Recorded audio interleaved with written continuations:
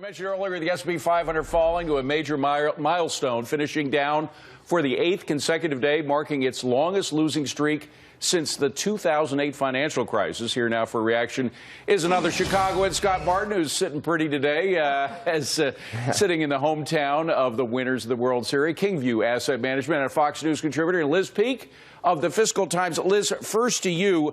The slide in the S&P and the Dow really began on the Friday that it was announced that the FBI was opening, or reopening, I guess, this investigation into Hillary and the email mess. Is there a connection, or is it just that the market had reached a tipping point? Well, I think it's a good question because, in fact, the polls began to shift several days before the Friday announcement by James Comey.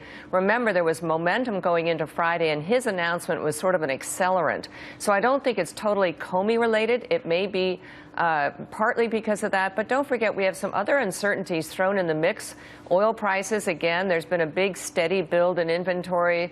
And I think every time OPEC tries to draw some sort of grand bargain, it just absolutely never works, and that's been true for decades.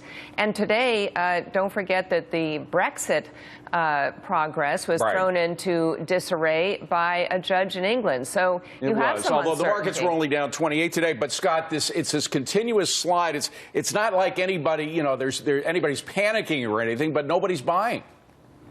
No, you're right, David. I'll tell you what's interesting, though. Lori Rothman brought this up with regards to the VIX and how the VIX is higher than it was a couple weeks ago, but it's actually stayed elevated. It's been climbing the last several days as the market has kind of, I think, slowed the selling pressure. So while I agree with you, you're right. Not everybody is like indiscriminately selling, but a lot of the protection out there that you get via puts is very expensive right now. So I think Liz is right. It's the polling numbers that are coming out and scaring the market, maybe not so much the economic data.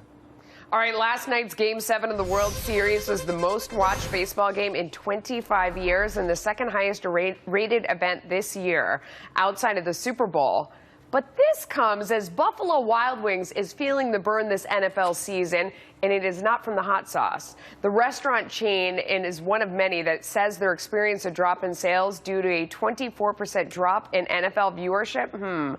Papa John's, the league's official pizza sponsor, is also seeing falling sales compared to last year.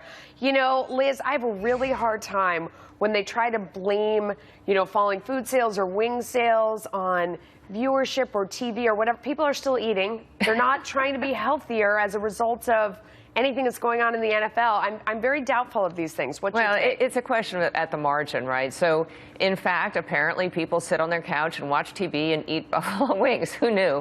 And they're doing less of that. There's no question that the viewership... But they're still eating and they're watching something else. I mean, maybe they're not watching... I guess that's my point. I don't believe that they're not sitting on the couch watching TV. Maybe they're not watching the NFL. But does that mean if you watch PBS, you're going to eat asparagus? Clearly. I mean, what's the deal? Kale. I think kale goes with PBS. You. That makes more sense.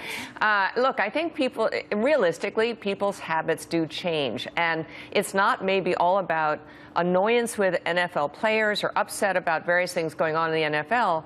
It also may be people are watching these games now sometimes on their mobile devices. Remember, Twitter streamed an NFL game for the first time this season. You can't hold your phone and eat a wing at the same time. Totally yes, too messy. Yes, you can. Totally too messy. Hang on. We got to go to some breaking news. Stay put. Media giant CBS is out.